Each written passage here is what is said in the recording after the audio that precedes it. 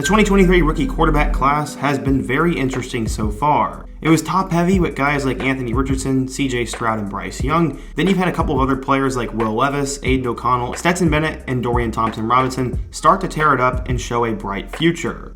While there are a couple of other names I didn't mention, there's one quarterback who could find himself starting in week 1 that honestly never should have been here. He was only a 3-star recruit coming out of high school, was stuck on the bench to start out his career, and was always doubted throughout the entirety of his career. Despite putting up huge numbers, he was the 9th quarterback taken in the 2023 NFL Draft, and no one ever thought he could be a franchise player.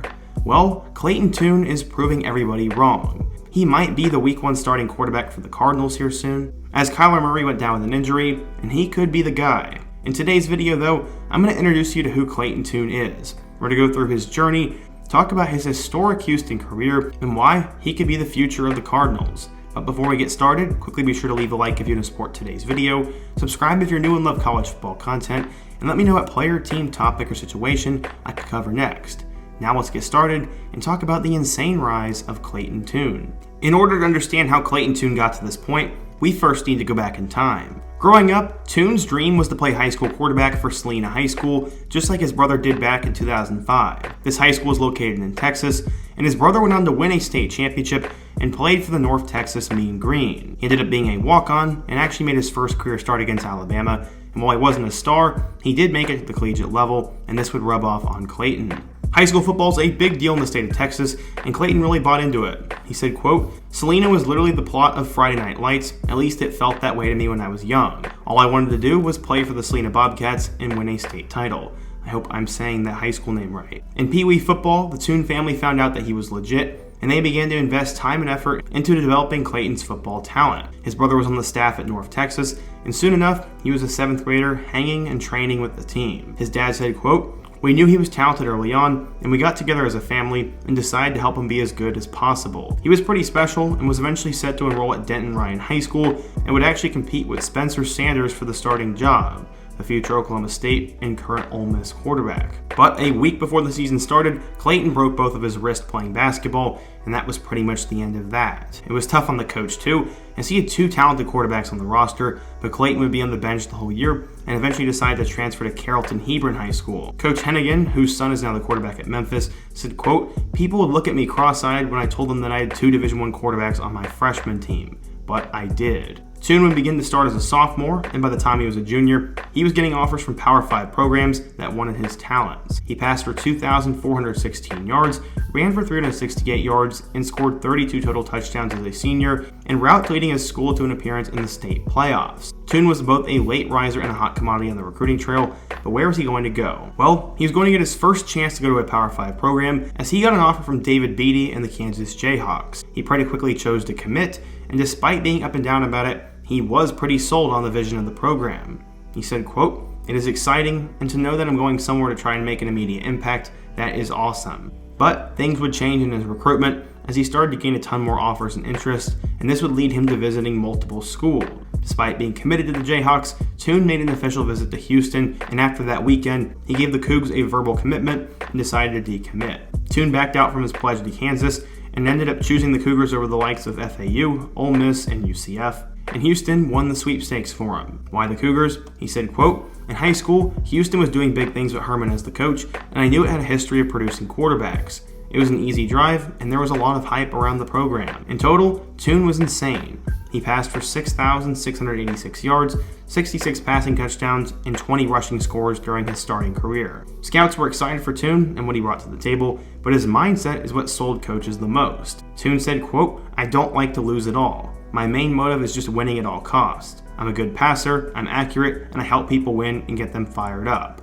I feel like I'm just a spark plug on the field." He was a huge get and an underrated gem for the Cougs 2018 class, as according to 24/7 Sports, he was a 3-star recruit, the number 35 pro-style quarterback, and the 827th best player in the class of 2018.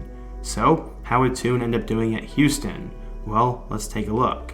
When Tune would arrive at Houston in 2018, they were just coming off their honeymoon phase, and Tom Herman had left for Texas. Tune would be the backup to De'Aaron King, and would eventually get a chance to play in 5 games during the 2018 season, making 2 starts along the way. This gained the respect of the coaching staff and his teammates, but that would all change going into the 2019 season.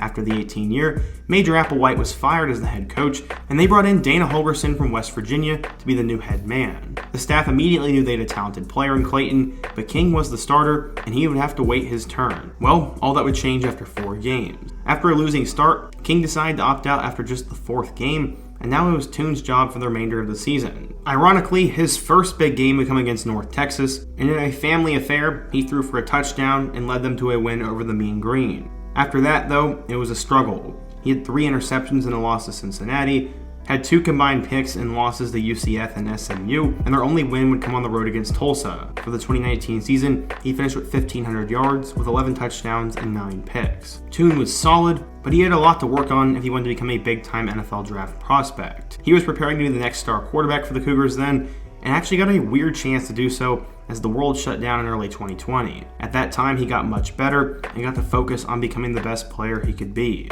He said, quote, "I focused at what I could do at bettering myself at quarterback, as a passer, and as a leader. I just tried to focus on not wasting the free time I had." In a shortened 2020 season, Tune would start 8 games, throwing for 2,048 yards and 15 touchdowns. There weren't a ton of notable performances. He had a couple notable performances, including 3 touchdowns and a loss to Zach Wilson and BYU, 3 touchdowns and a win over Navy, and 5 combined scores and a win over USF.